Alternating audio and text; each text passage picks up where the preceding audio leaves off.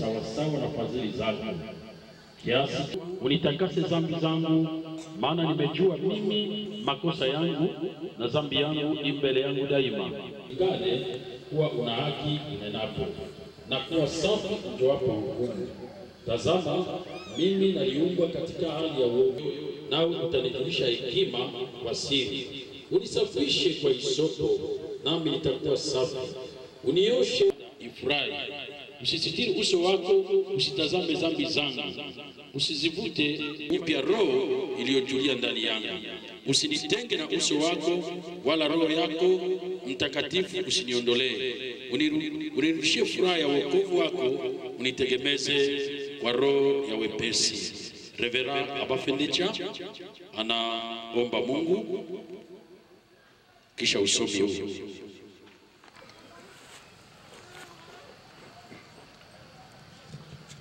Tunakushukuru Mungu mtakatifu, wewe Mungu wa majeshi, dunia yote imejaa sifa zako.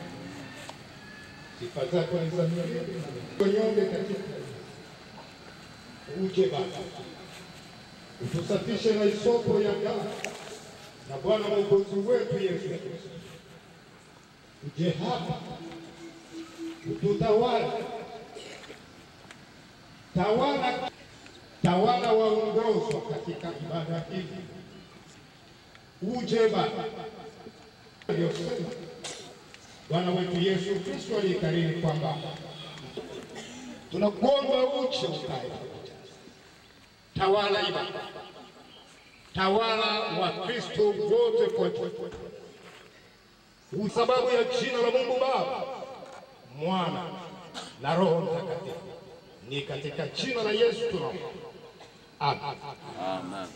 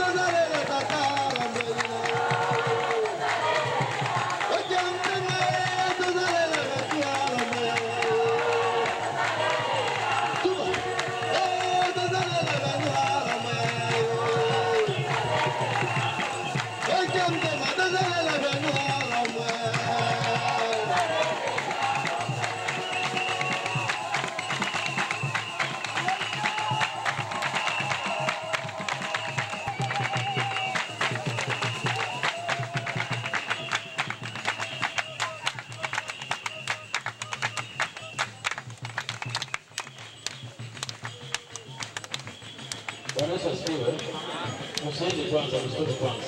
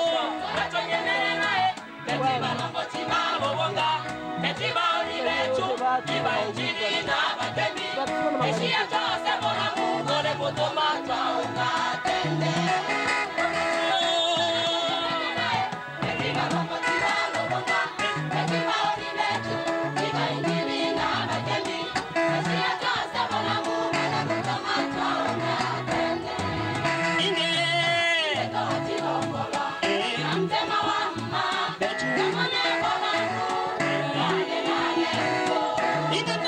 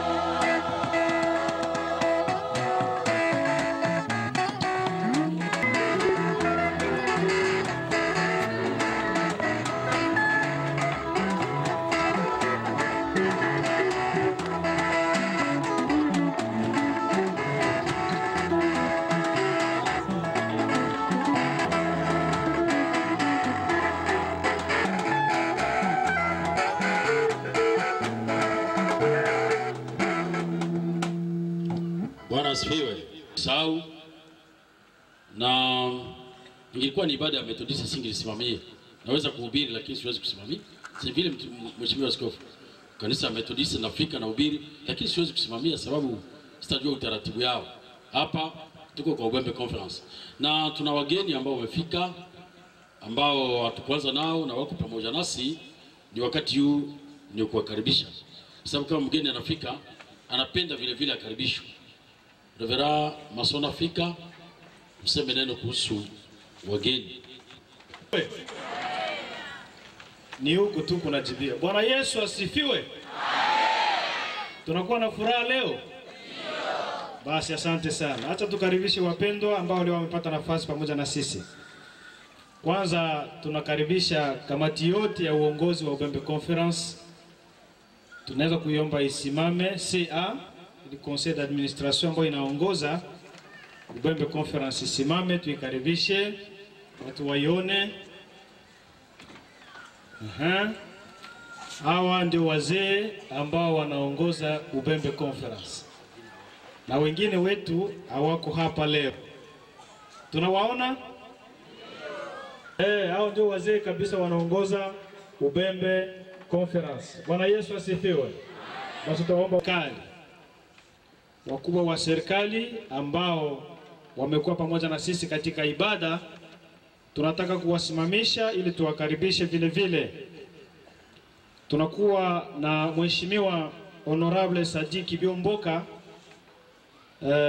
ambaye ni mwanabunge, mtoto wetu yuko hapa pamoja na sisi. Sijui kama huko mnamuona. Anaweza kuja hapa kwanza watu wakamuona.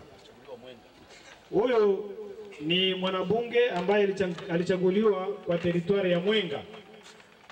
Anatetea huko kwenye bunge lakini kwa collectivité ya Itombwe. Anaitwa Sadiki Biomboka, ni mtoto wetu. Amen. Tunakuwa na furaha kumuona? Ndio. Tunakuwa na furaha kumuona? Ndio. Ukimkuta njiani usiseme simjue. Asante sana. Tunaenda kumpigia makofi.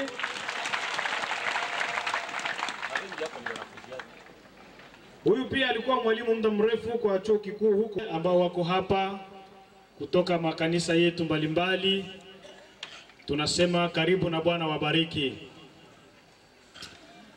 Tunasema karibu kwa washirika wote ambao wanatoka makanisa mbalimbali.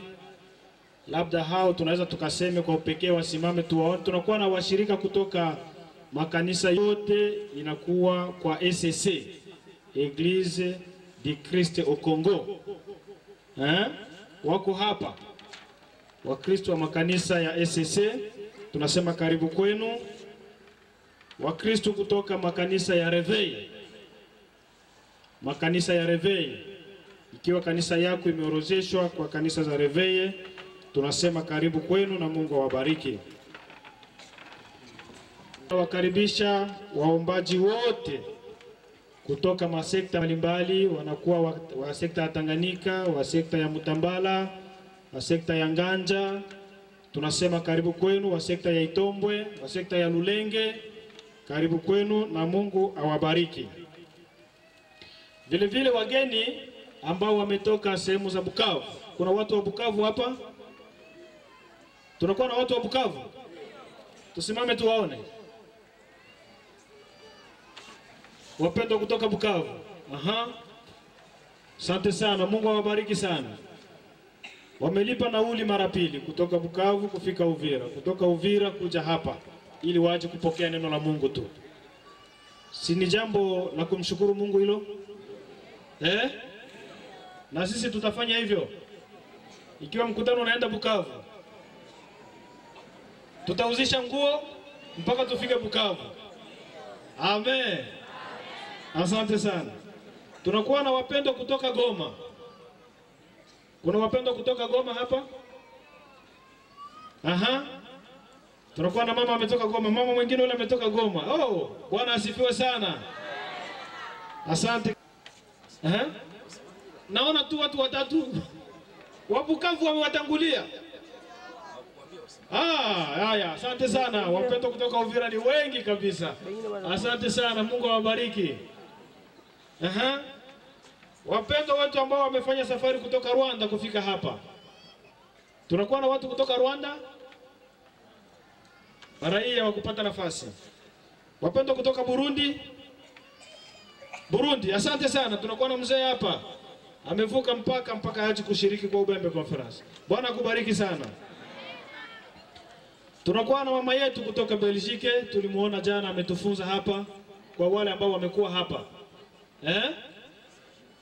Na wale ambao wakumuona tunaweza kumuomba na yeye asimame na yeye amelipa nauli.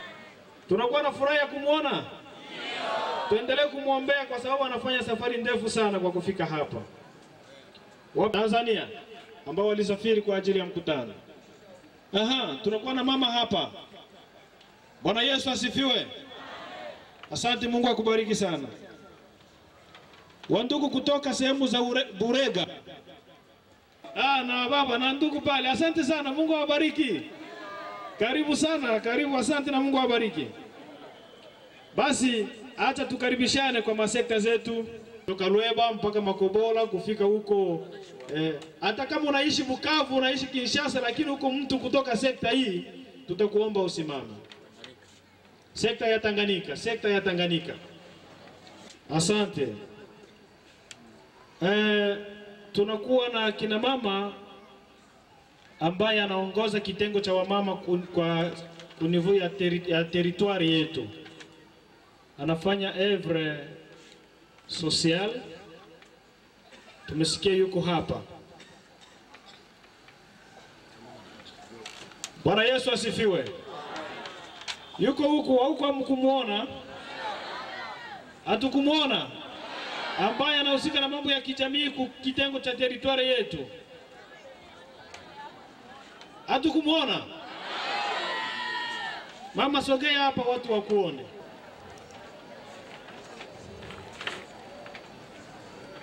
Bwana Yesu asifiwe. Bwana Yesu asifiwe. Asante sana. Na amepata nafasi kuja kushiriki mkutano leo. Amen. Tunafurahi kumuona. Tupige makofi ya kumfurahia. Basi kwa mkutano wote tunasema karibu na Mungu.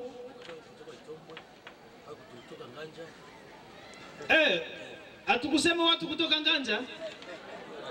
Tulishaita watu wa Nganja. Tuliruka Lulenge, Tanganyika. Wapendwa kutoka Nganja. Wako wapi? Nganja ni kuanza pale Sebele pale, tunaenda huko. Tunakuwa na mama hapa, baba hapa, mzee pale. Asante sana, Bwana Yesu asifiwe. Na wandugu kutoka Itombwe sasa. Naomba tuwe na mkutano kama huu.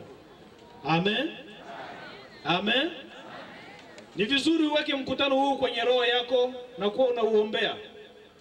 Kwa sababu unatuunganisha sisi sote na ni hivi Bwana anataka. Ili ahadi yake inapofika tuishangilie sisi sote.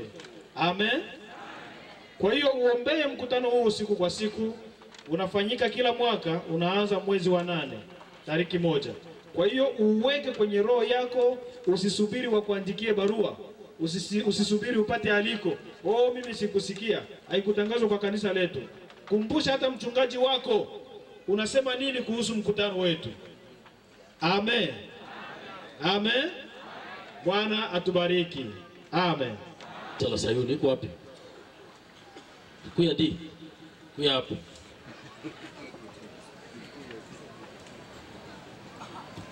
Kuya mbio.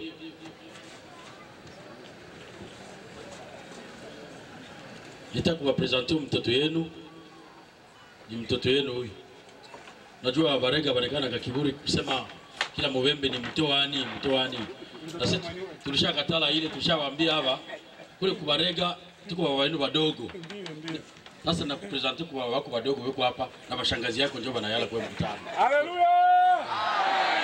Bwana Yesu asifiwe. Huyu kiana anampenda Yesu sana. Anatoka Bukavu kwa kanisa la WTM Sepak Sayuni na ni mgeni special. Nilipenda nimkaribishe kusudi mumuone. Karibu tena bwana. Na nilikuwa mshimbaki mwaka jana. Ulikuwa mshimbaki mwaka jana? Bwana Yesu asifiwe.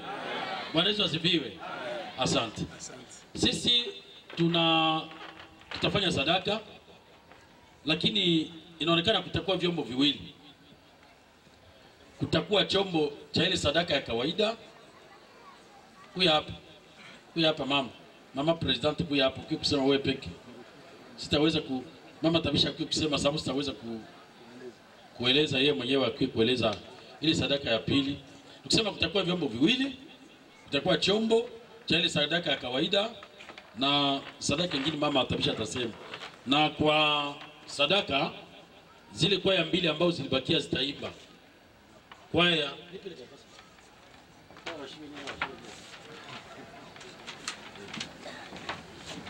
una kwaya wa mwisho na kwaya Kenge wataimba kwa niaba ya zile sadaka. Mama sema kwanza habari ya ile sadaka. Bwana apewe sifa. Bwana amidiwe tena. Nawaza tulisema juu ya hii sadaka, tuliomba ruhusa kwa baba zetu watusaidie juu ya hii sadaka. Kwani mwanamke ndio mwenye mafiga, mwanamke ndio mwenye anaweza karibisha watu, mwanamke ndio anakadire vitu yote kati ya nyumba. Kama wewe mwanamke haujui kufanya vile, unaangusha kazi ya bwana yako. Bwana apewe sifa. Juu ya vile wakati yenyewe watatoa sadaka, hatukusema kama ni wamama tu ndio watatoa. Wababa wenye uwezo watusaidie ili mafiga iwake mzuri. Bwana apewe sifa. Nina imani kama tutaendelea kuitumika, na mimi nilisimama hapa. Mimi sisimame kama vile kiongozi wa Methodiste, mimi nasimama saa vile kiongozi wa kazi ya Bwana. Bwana apewe sifa. Tutaenda hivi na chombo, banaume tu batakuwa na vyombo na wamama fulani bakuwe na vyombo. Ile vyombo yenye wamama batakuwa nayo njoo mtaingia sadaka ile ya wamama. Tukienda vile itakuwa vizuri. Sawa? Karibu waimbaji, mfanye haraka haraka.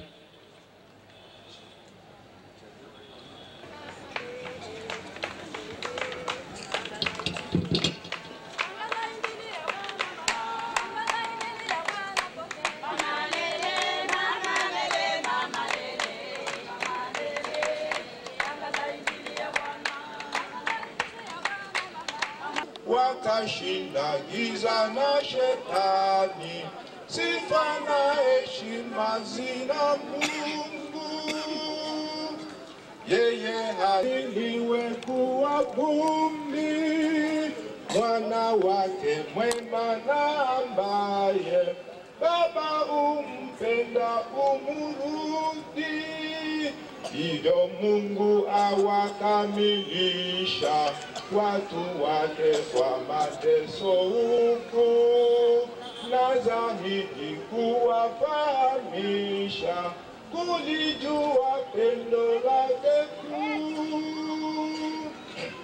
Na ifu atafurahi kuu, na mavuno ya taabu yake yakichomwa na kuharibika, atategemea Bwana wake, na kwa hiyo hatanungunika.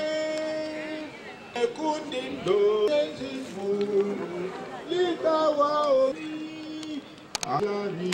msafiri mwendo hataona kwa karibu na upe.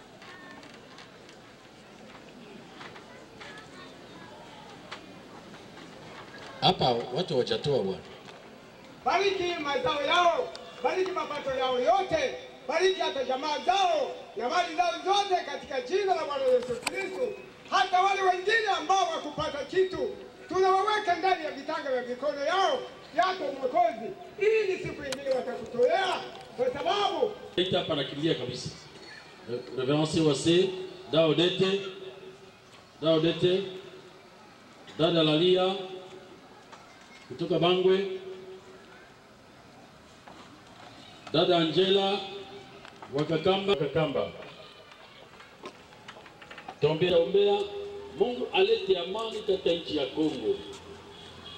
Dada Lalia kutoka Bangwe ataombea Mungu alete upatanisho na amani kwa madhehebu zote katika makanisa yetu.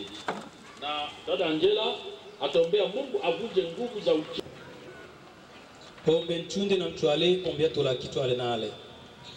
Tola kelombele yobe lomba kibote njile. Tatwise ya twasemigwa na ombe obiembe. Abecha apelo abecha amiana na ombe ya bene. Abecha angama nchetungulu abecha. Tulembele yobe mwami tuona nibo chelecha.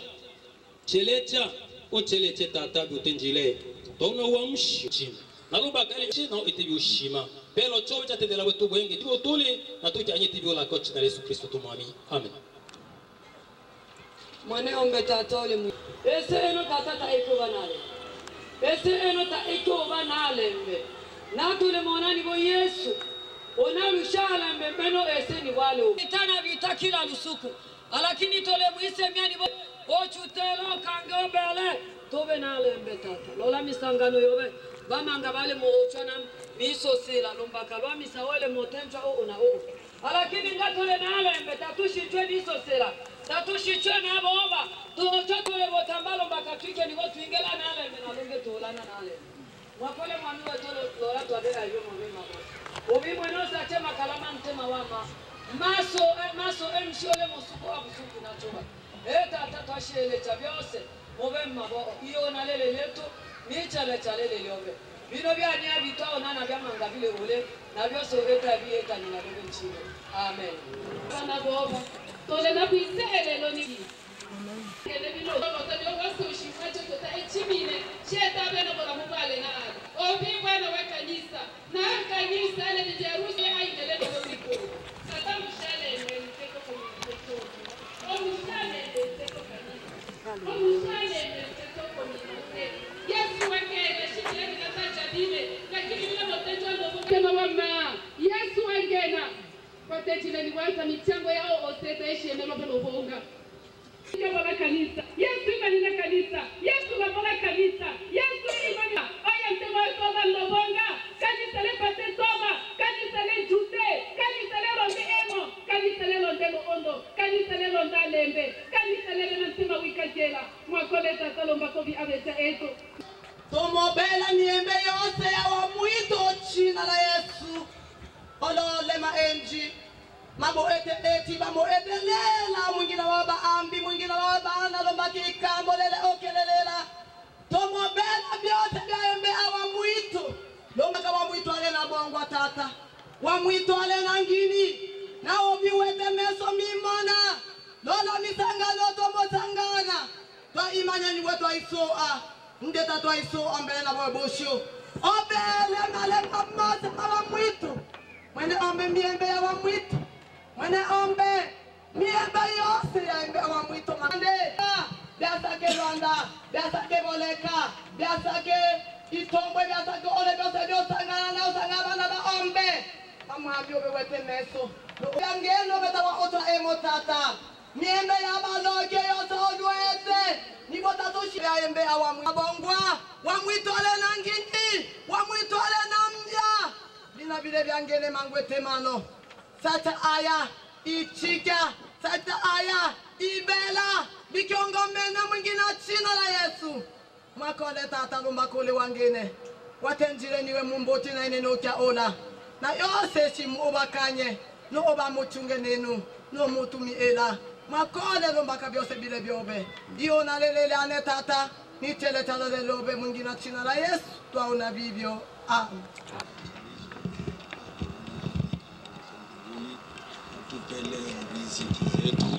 Utusamehe makosa yetu kama sisi tuti majaribuni, lakini utuokoe. Tulipenda kumkaribisha mara tena na wetu wa Tanganyika, atasimama mahali anapokuwa na labda atakaribia kupepea kanisa, watu wote wamuone yeye anatuchunga katika sekta hii ya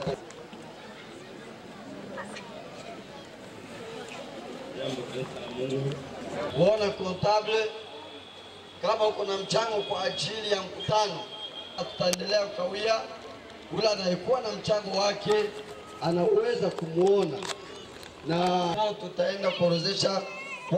Tunapata swali za mingi kuhusu dada ule ambaye hudumia jana magharibi. Wengi hawajui jina lake, walitamani kumjua. Biblia yako kasome hapo, utaona jinsi Mungu ametuonga kufanya. Zaburi 19:5 mstari nchi ile. Ninajua kwa wale ambao wenye kwa mapipitre sio rahisi kupita. Simame kwanza utaenda kwa chorus.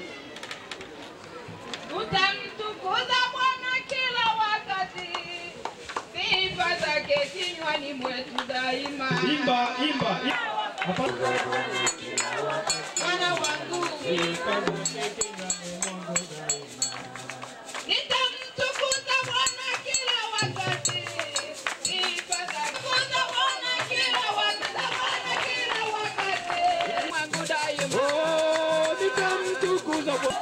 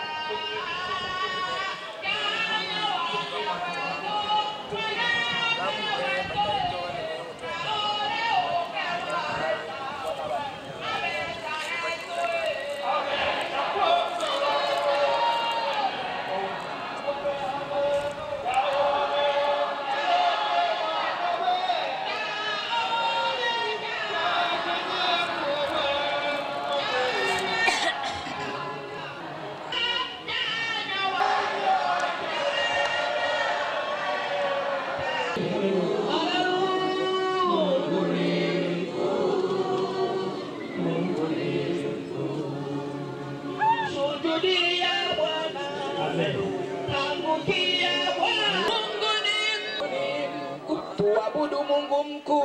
Mwabukie Bwana. Baba ni mkuu sana. Haleluya.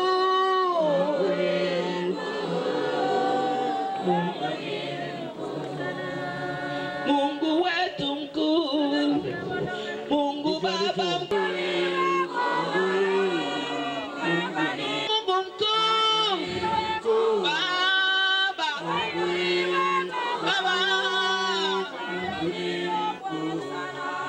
Tuinue Mungu kwani Mungu wetu ni mkuu sana.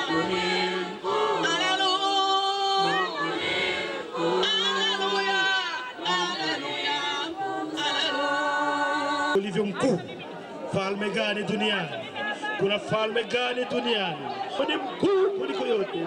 Sifa na utukufu zina wewe, heshima na nguvu zote zina wewe, mamlaka yote na wewe, heshima zote zina wewe. Baba, wewe ni yote. Ole mchunde mwene ombe wetu leto bindamine. Ole mchunde abeta pongo. Ombe ya luundo, ombe ya masoka, ombe ya malango.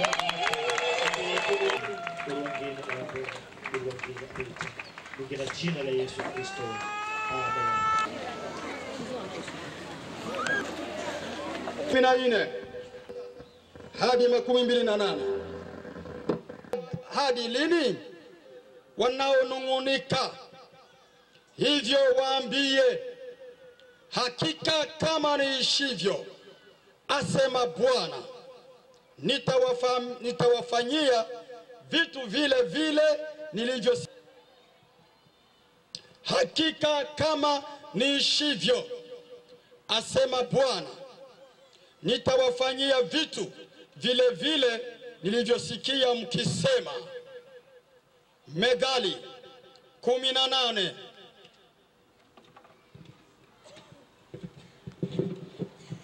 Methali 18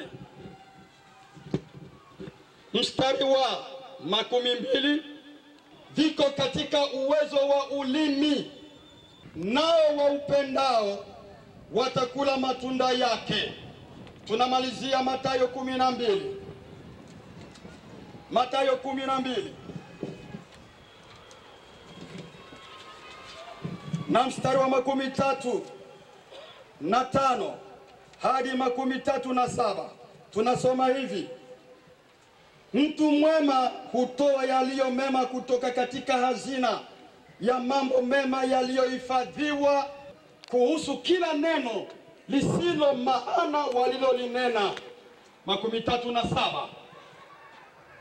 Kwa maana kwa maneno yako utahesabiwa haki, na kwa maneno yako utahukumiwa. Amina. Bwana Yesu asifiwe. Tena naitwa mimi, sitaweza mtoto wangu huyu akufe. Aliendelea hivi, ugomvi ukasaulika. Yule mama siku moja akatembelea maina yake, Demai habarika. Wakazungumza kama vile Wamaina wanaweza zungumza. Aliporudi nyumbani kwake, siku mbili baadaye, yule na mara moja kafa. Mtoto fulani alikufa namna gani? Watu hawakuelewa magonjwa aliyopata mtoto. Lakini kuna baadhi ya watu walikumbuka ya kwamba mama huyu aligombana na Maina yake, na katika ugomvi akafanya kiapo cha mauti, sitafika kwako au labda mtoto wangu akufe kwanza. Maneno alita mama hatafika kwa Maina yake kama mtoto wake akufe. Wakati huo huyu mama tayari alikuwa amesahau, lakini maneno yaliyotoka kwa kinywa chake yalibaki yakiandikwa mbingu na yakahatarisha maisha ya kijana wake. Sikia, wala haachi alama ya mahali alipopita. Nyoka inaweza kwenda kwenye majani na hakuna mtu atatambua kwamba nyoka imepita. Samaki inaweza kwenda katika bahari, hakuna mtu atatambua kwamba samaki ilipita mahali hapa. Lakini neno tunalolitamka, likiwa baya wala nzuri, linakuwa na matukio yake. Haleluya. Jamaa nyingi zimesambaratika kwa sababu ya maneno ya vinywa vyetu. Ndoa zikavunjika kwa sababu ya maneno tunayoyatamka. Mataifa wala yanatufarakanisha na Mungu. Maneno tunayoyatamka yanaleta baraka. Maneno tunayoyasema yanatufanya tuwe marafiki wa shetani au maadui wa shetani.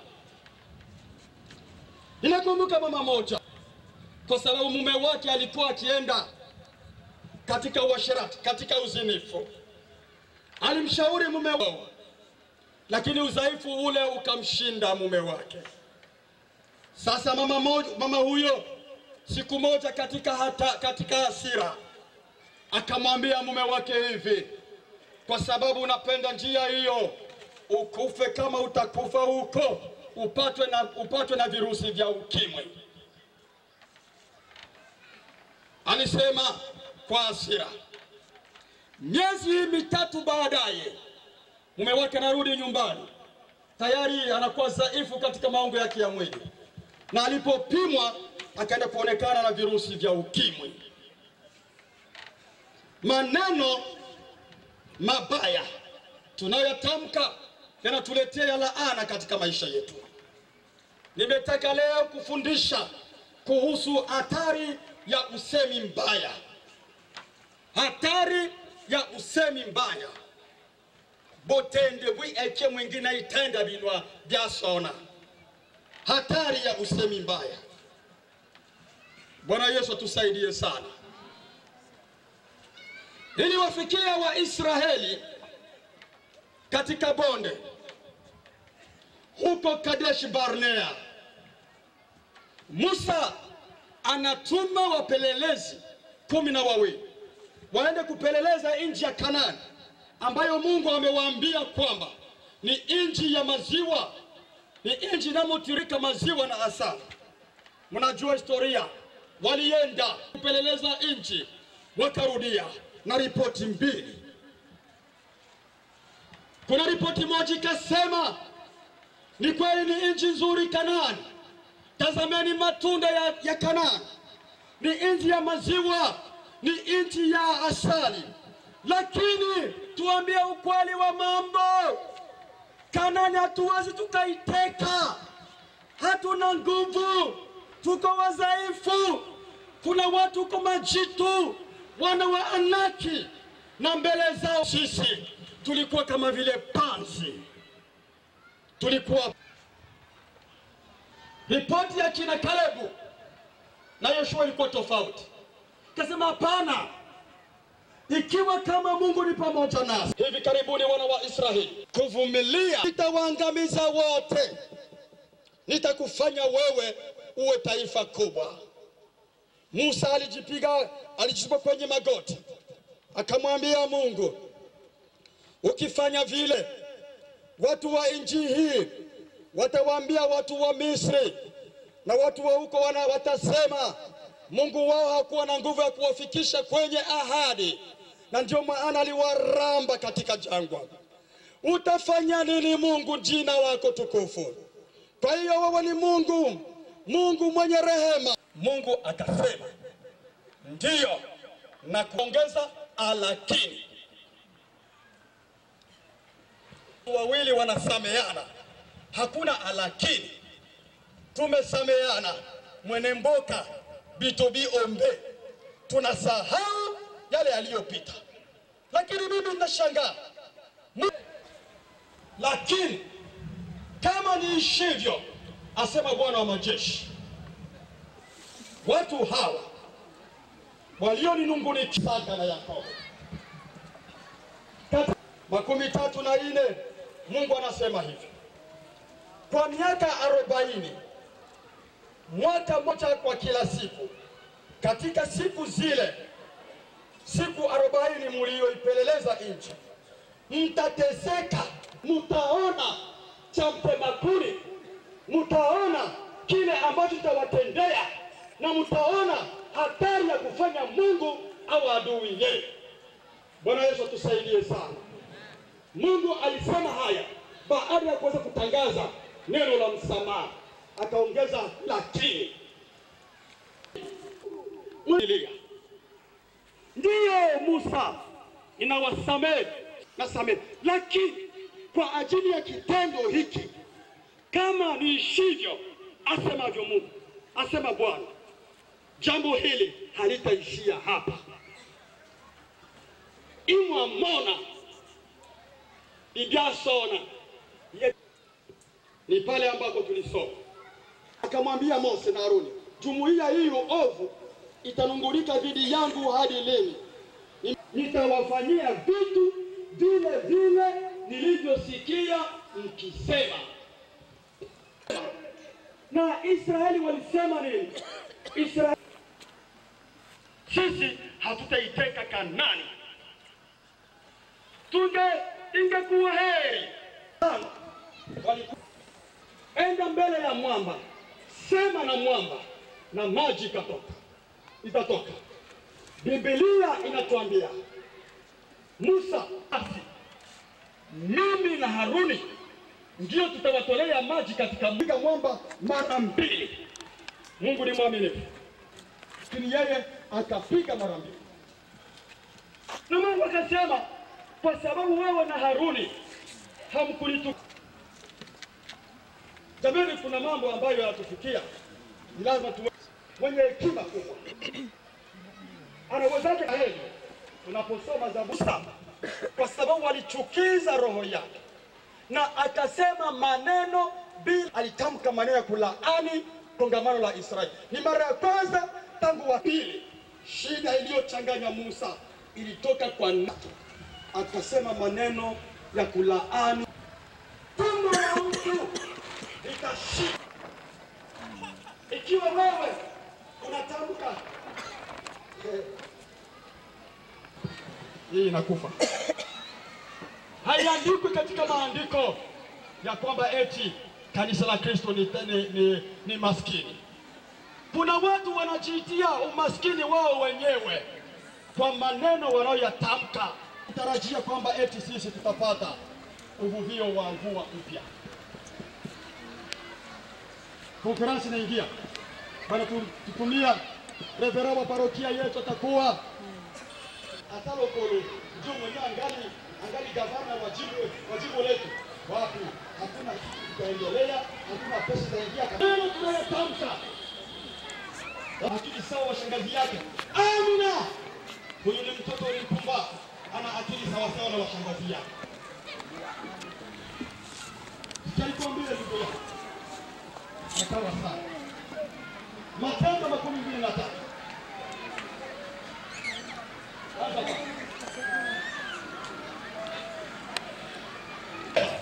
Kuhani mkuu akaamuru mtu mwenye alikuwa karibu ya Paulo mpige kofi kukinwa.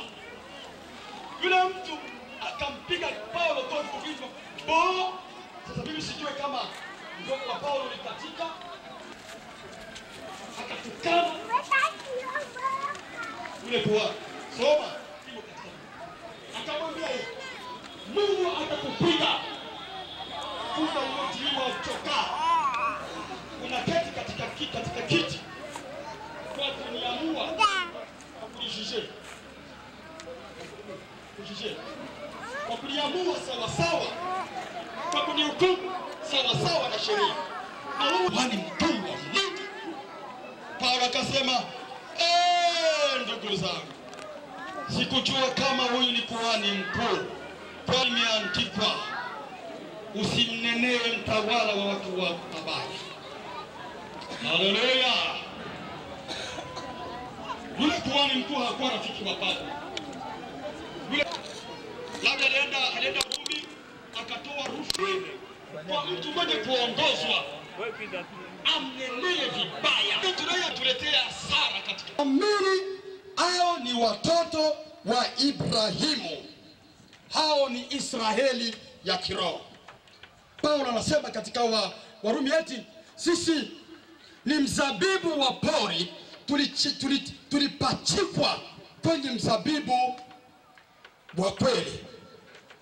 Tuko wa Israeli. Hatuko wa Israeli kwa sababu tuko wabembe. Hapana.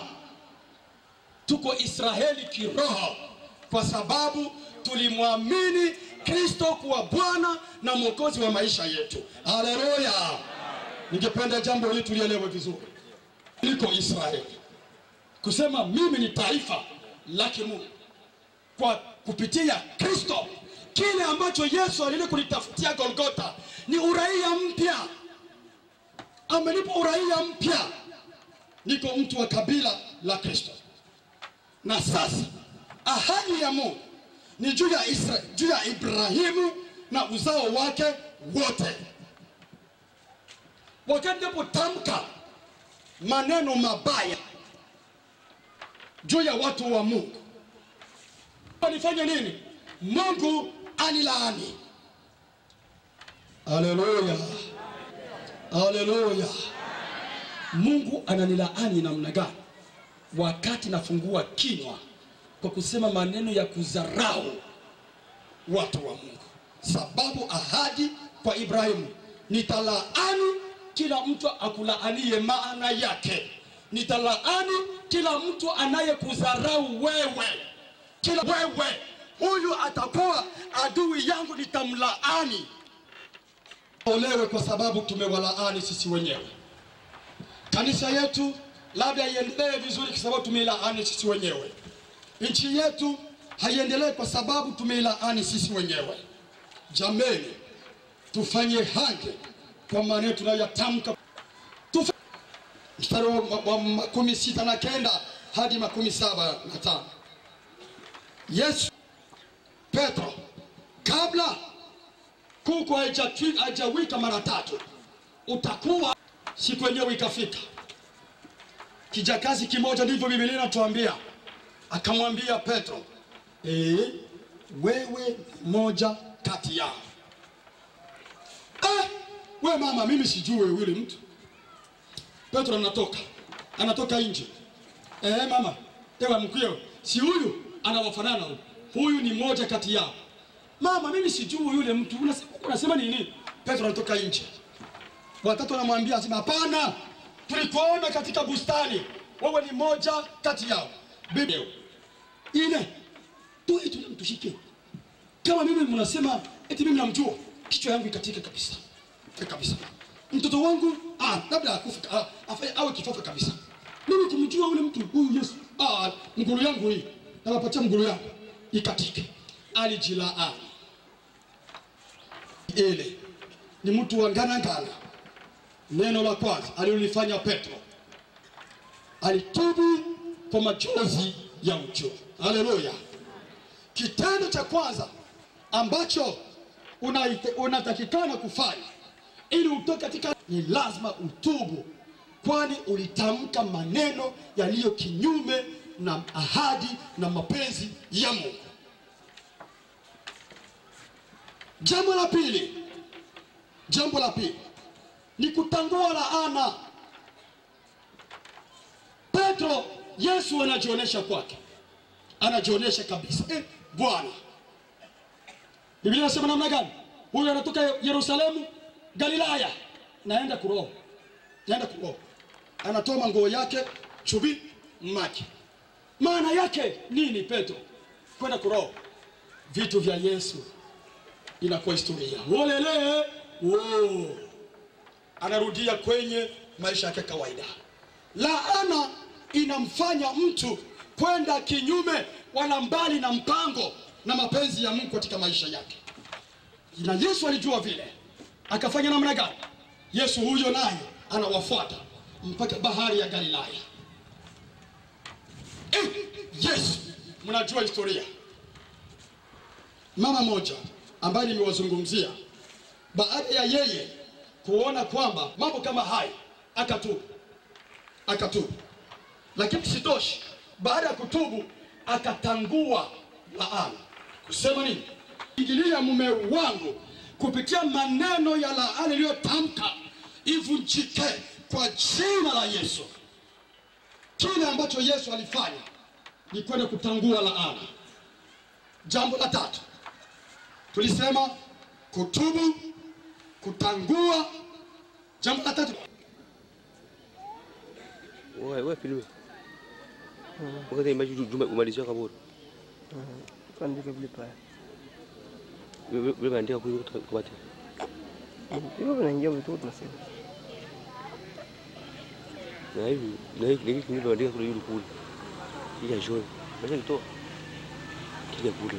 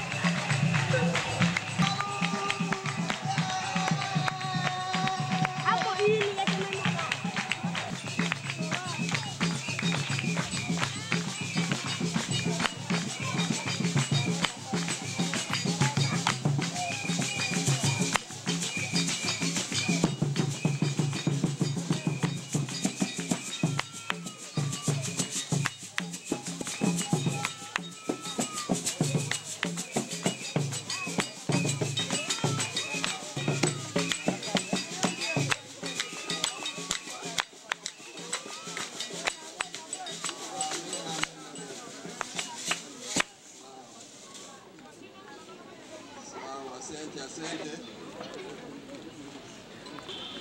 Tunataka kuombea sadaka. Tunashukuru kwa baraka tunazoendelea kuziona. Sadaka.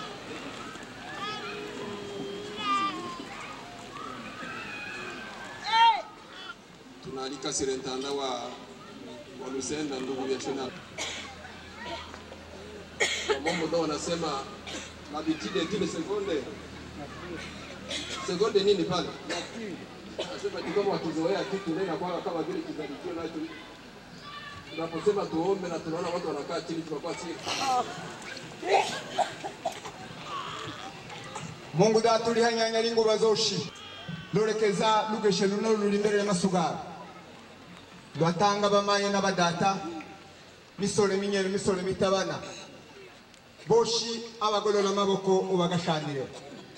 Hari n'abandi batabona nabo bamaye n'abadata n'imisole minyere misole mitabana nabo bagashanire no kubaheza inyota n'umwena kureta mbuba noze lusuku nabo bakabone bibanga kutangira nikinene mukatika byoshi kureta mututanga imitima yetu kwa kulelo lugeshe lumenene mukatika yugo bwana nane mezire kureta mbu agaba luno lugeshe poga naba n'imitima yetu kalame kugumana nabe tutagakisigana nane mezire kugatukorera kuringa yuko.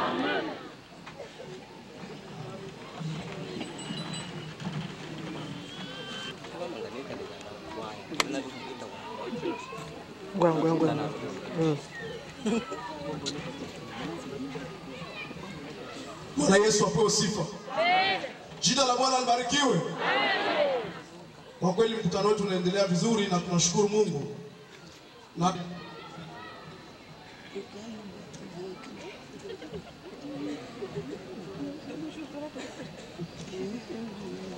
asante.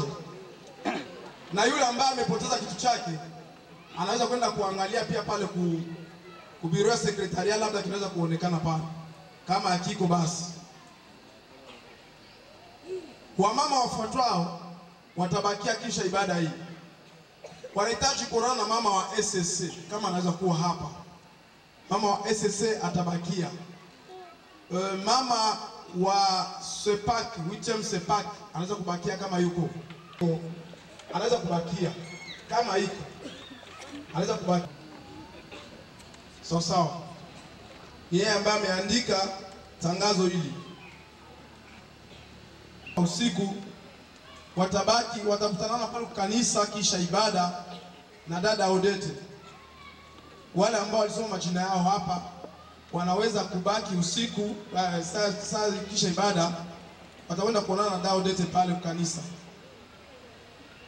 Tunasema juu ya sadaka yetu ya jana, hatukuisema jana maana hesabu ilikuja nyuma. Sadaka ya jana, sadaka ambayo ya wamama ilikuwa 1063 na shilingi 200, na ya watu wote ilikuwa 1015 na 500 mafra Kongole. Walioshiriki walikuwa 3000. Tangazo: watu wote wa paroisse ya Katungulu D wanaombwa kukutanana pale kukanisha kisha ibada hii, na anayetangaza ni Mama Sango Mwamvua wa paroisse ile. Ibada ya jioni leo itakuwa na saa 8. Mungu atubariki. Amen. Haleluya. Mkutano ulikuwa mzuri kabisa kama vile mimi nimejisikia, kama na wewe umebarikiwa sawa mimi. Umesikia mkutano wetu ingawaje jinsi tulivyo, nimeufurahia jinsi tulivyo. Najua siku ni karibu Mwokozi atakapo rudi awachukue watu wake mpaka wapi? Mpaka nchi aje. Haleluya. Mimi niliguswa na neno moja, mhubiri moja amesema hapa ya kwamba asema ikiwa wengine mungali mwana wa Bwana anasema hivi. Asema kama mungali unangojea, asema mimi tayari mimi nimeingia katika hiyo hali ya uamsho. Na kweli za shetani na wakosa saji waokoka. Najua siku ni karibu Mwokozi atakaporudi. Ni siku ya uheri bora. Ni siku ya uheri bora. Tunaendelea kushukuru Mwenyezi Mungu kwa kazi kubwa ambayo unaendelea kuifanya kwetu. Tunashukuru tena kwa vile umetusaidia mchana wa leo, tangu pale tumeanza ibada yetu na kufikia tena mwisho wake. Tumeona mkono wako umekuwa pamoja na sisi. Umetusaidia kwa nyimbo zote za sifa ambazo tumekuimbia hapa. Umetusaidia pia kwa nyimbo ambazo tumeimbiwa na wanakwaya. Mambo yote yaliyotendeka hapa, tumeona mkono wako umekuwa juu ya mambo hayo. Zaidi ya yote tumeshukuru neno ambalo umempatia mtumishi wako kwa kuweza kutulisha akituelekeza kuwa na imani. Ikiwa tunakuwa na imani, ahadi ambazo unaahidi kwetu tutaona zinatimilika. Ni hivyo umefanya kwa Elia. Ulimwambia mvua itanyesha, ingawa wingu hakuliona upesi, lakini alijua kama ahadi zako zitatimilika. Ni hivyo umefanya kwa wengi. Tunakumbuka Kristo wakati umekuwa hapa ulimwenguni, watu wengi waliokujia na magonjwa, wamoja umewaponya ukiwaambia kama imani yako imekuponyesha. Imani inafanya kazi kubwa. Acha neno hilo ambalo tumesikia liwe letu, na kila mmoja atafute kuwa na imani. Vile umesema kama wa mwisho utashuka, wa mwisho utakuwa katika teritwari hii, tunajua hakika hiyo itatendeka na watu wataenda huko na huko wakilitangaza neno lako. Ache kila mmoja wetu atumainie kuwa yale unayoyaaga yatatendeka. Ache kila mmoja kujitakasa, kwa sababu ni wale wanaotakaswa ndio wataona hiyo ahadi. Mambo yako yatatendeka. Tunaomba tena neema ya Mungu Baba na ushirika wa Roho Mtakatifu ushirikiane nasi leo na hata milele. Sasa tunahitaji kitu kimoja, kama mtakiweza. Kama tunakubaliana, tujiprepare nasi na nyie, mkiniandae waimbaji wangu.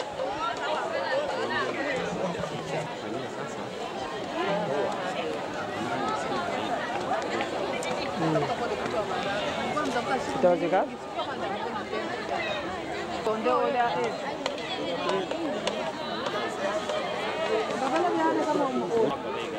Mataka foto ya afishe. Gazeti hizo afishe. Afishe ya kutia concert. Oh.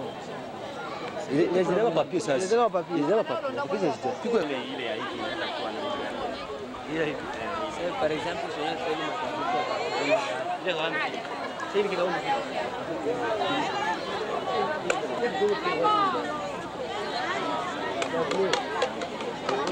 telefone malogota telefone tembea bwana, angalia anafanya tu kama. Ndio dansi tunaingia. Sawa.